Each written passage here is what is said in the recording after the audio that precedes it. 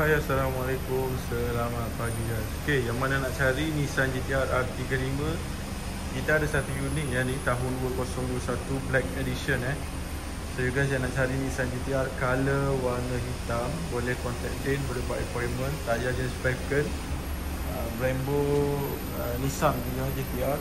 Okay, tahun 2021, datang dengan spoiler guys. Okay, kereta standard stock lah. Okay. Grade dia 5A untuk mileage 22,000 km.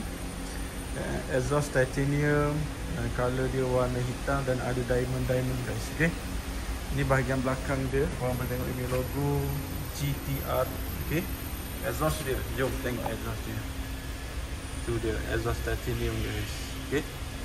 Bawah ni ada carbon part lagi. Okay. Ini bahagian dalam tu guys. Bahagian dalam dia frameless lah, untuk model kita dia frameless. Ini bahagian dalam dia. Okay, GT-R R35 Black Edition. Harga tak sampai 700,000 pun. Recaro bucket seat, ada 2 tone. Tu dia Recaro, warna merah dan juga warna hitam.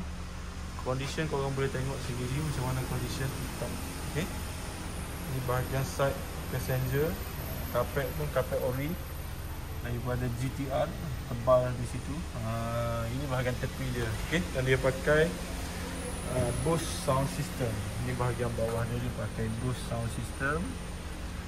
Okay, premium punya. Lepas tu sini dia ada stitching warna merah dengan carbon part. Okay, ini bahagian carbon part.